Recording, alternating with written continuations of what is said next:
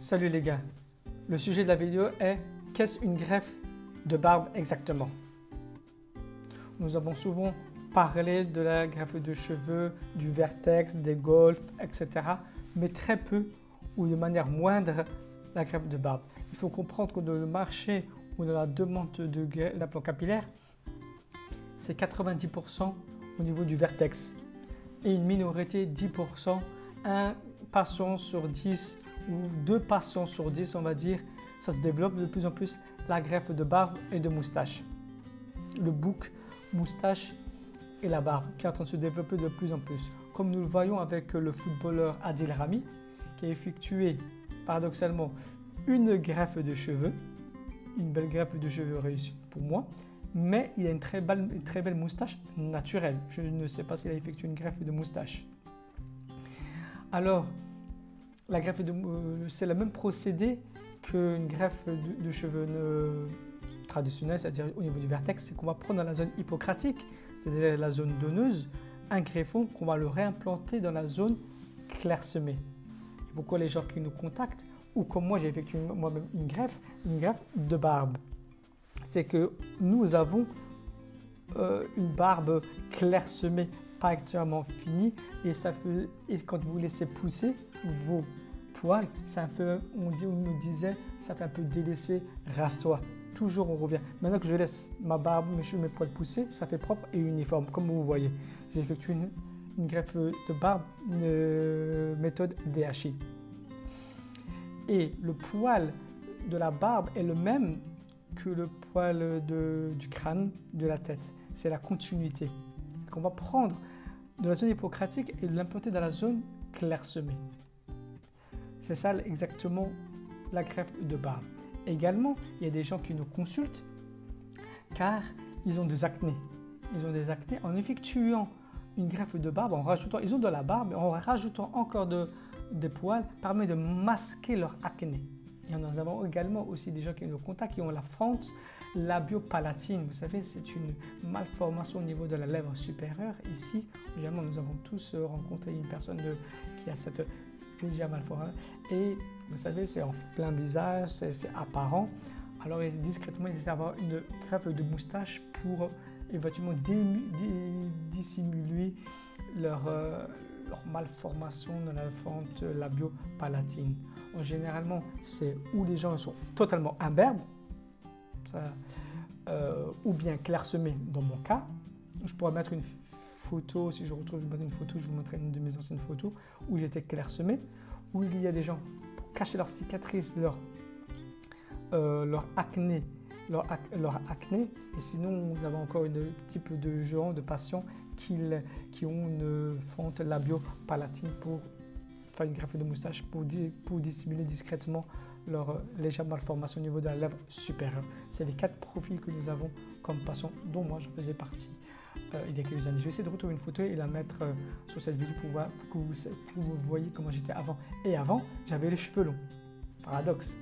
J'ai fait une greffe, mais ça m'a poussé en faisant la greffe et raser derrière. Ben hop là, on va fortas comme on dit chez nous, on va tout raser et on a effectué une greffe de barbe.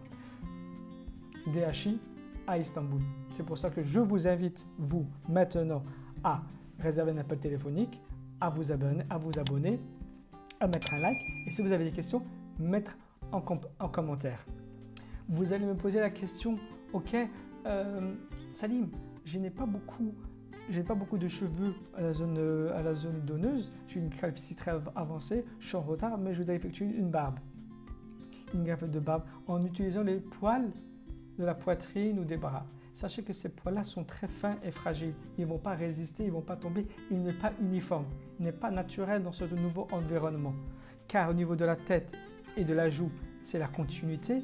Mettre les poils de la poitrine et des bras au niveau de la joue ou du vertex, ils vont tomber, mais ce n'est pas les cheveux naturels. Les poils, on va voir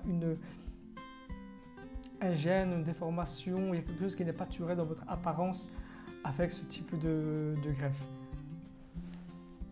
Je mets une croix à ne pas penser à ce... Pourquoi certains hommes n'ont pas de barbe? En moyenne, le poil pousse 0,3 à 0,4 mm par jour. À peu près un peu plus de 1 cm par mois. Et en effet, le poil facieux est régulé avec l'hormone la dihydrotestostérone, qui régule la poussée de cheveux ou pas. Et ceci est génétique. On peut aussi comprendre que certains hommes ont la pelade occasionnelle, c'est-à-dire un morceau de partie de leur corps font tomber des poils au niveau du crâne, on appelle ça occasionnel. Vous avez ou un traitement, vous allez chez votre dermatologue, pas de stress. Bon, c'est vrai qu'il y a un certain trauma, il y a l'apparence physique vis-à-vis de la société, mais ça tombe, ou vous ne faites rien, après 3 ou 6 mois, naturellement, votre corps va régénérer, comme je vous ai dit, il y a l'effet anagène. Vous pouvez tomber sur la période télogène, un traumatisme, un stress, où vous avez une pelade. Et après la période anagène, plus si vous consommez un traitement, un shampoing, ça va aider à la pousse des cheveux. 3 mois, 6 mois, c'est pas gravissime. Sinon, il y a également la pelade universelle. Et là, malheureusement, ça va du crâne à tout le corps. Il n'y a plus de poils. Ça, c'est un dérèglement hormonal et des fois génétique. Et tout ce que nous avons, c'est un héritage héréditaire génétique. Ce n'est pas un accident, ça peut venir arrière-grand-père, où il y a ce gène qui est en nous, etc. La pelade universelle, je vais mettre une image, si je peux trouver, du Dr Gary, un Américain, où il est docteur spécialisé en greffe, en implant capillaire, et malheureusement, il a une pelade universelle. Il en parle souvent, décontracté, il vit avec très bien, et c'est un spécialiste en implant capillaire. Pourquoi réaliser une greffe de cheveux, une greffe de barbe à Istanbul? Il faut savoir que Istanbul est devenu la Mecque de la greffe de cheveux et d'implant capillaire dans le monde.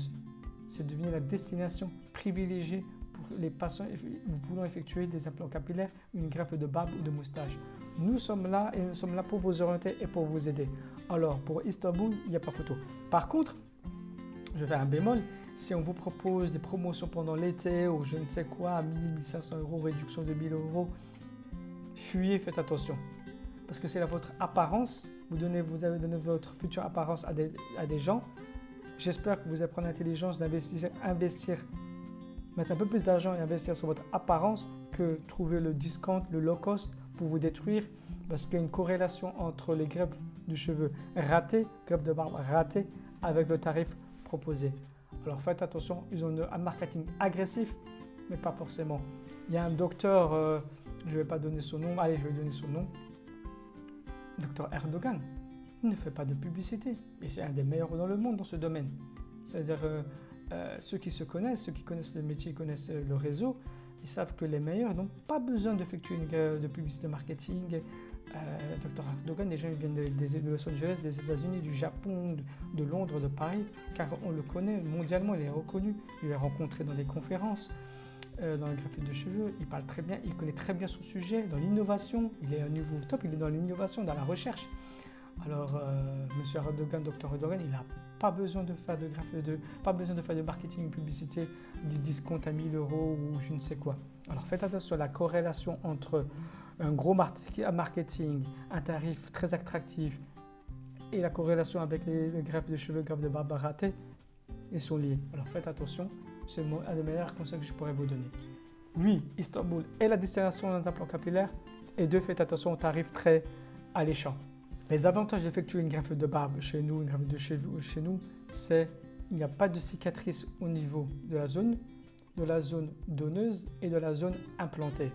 Et nous proposons plusieurs méthodes, c'est-à-dire la FUT qui est encore utilisée aux États-Unis. C'est au niveau de la bandelette, faire une bande, récupérer une bande et disséquer au microscope chaque greffon. C'est la méthode à la bandelette qui laisse après une marque, une cicatrice. J'ai déjà parlé dans une vidéo de Elon Musk et les autres personnalités américaines qui ont effectué leur greffe dans les années 90-2000, qui est encore actuellement utilisée, que nous déconseillons, et même en Turquie. La grande majorité, 85% des implants capillaires se font par greffon, manuellement, c'est-à-dire la FUE, la DHI, au saphir, etc. Parmi les méthodes utilisées par les spécialistes turcs en greffe de cheveux, en greffe de barbe, il y a les greffons. On va prendre 250 greffons pour les tempes, 200 à 600 greffons pour le niveau des joues et de 250 à 650 greffons au niveau de la moustache, c'est-à-dire au niveau lèvres supérieures, au bouc, de 200 à 600 greffons. 600 greffons, 200 à 600 greffons ici et 250 greffons au niveau des pattes. Et tout dépend du greffon et de son cheveu. S'il a 3 cheveux, s'il a 4 cheveux, s'il a 1 cheveu, les spécialistes pourront le mettre au niveau de la joue, au niveau de la tempe, au niveau de la moustache ou des greffons. Car chaque greffon ne va pas au même endroit. On ne prend pas un greffon avec un cheveu et le placer là où on le veut. Ils sont sélectionnés et positionnés à l'endroit le plus adéquat possible. C'est pour cela que les spécialistes turcs sont connus pour leur qualité de greffe de barbe et de cheveux à Istanbul et à travers le monde entier. C'est 250, 200 à 600 et 250 à 600 greffons au niveau de la lèvre supérieure et du bouc. Et chaque greffon est mis à l'endroit prédéterminé en amont par le docteur. La greffe FUE, c'est prendre la zone hypocratique à greffon et de le réimplanter dans la zone voulue clairsemée où il n'y a pas de barbe, pas de cheveux, pas de poils, avec un punch. La FUE est très connue, vous avez déjà vu d'autres vidéos que j'en ai parlé et je vous invite de voir d'autres vidéos concernant la FUE et la FUT parmi mes shorts et d'autres vidéos. Le déroulement de la greffe de barbe, quand vous arrivez chez nous à l'aéroport, nous avons notre chauffeur qui va vous recevoir avec le véhicule qui vous amènera à l'hôtel. Je vais vous rencontrer ou un traducteur va vous rencontrer ou le docteur ou la famille pour vous rencontrer si vous venez directement à la clinique. Si vous avez le temps, c'est bon. Si vous venez en journée, vous arrivez à 23 h, c'est pour ça. Et vous allez recevoir des instructions pour venir le lendemain pour une prise de sang, pour le PRP et également prise d'une consultation avec le docteur. Vous avez déjà effectué une consultation en amont. C'est pour ça que vous avez déjà téléphoné, vous envoyez vos photos. Nous avons pré-évalué votre calvitie. Parce qu'il ne faut pas que vous ayez un rendez-vous avec moi au téléphone ou avec le docteur. On va dire, je ne sais pas, le 15 janvier, vous venez le 25 septembre. Votre niveau de perte de cheveux, c'est un autre niveau. C'est pour ça que 2 semaines, c'est bon, mais pas 8 mois. Bien évidemment, quand vous venez à une consultation, là vous allez prédéfinir vos souhaits et vous allez discuter avec le docteur avant votre greffe de barbe ou de cheveux et vous allez commencer à faire la ligne frontale pour ceux qui veulent faire une greffe ou la ligne sur la joue pour la greffe de barbe.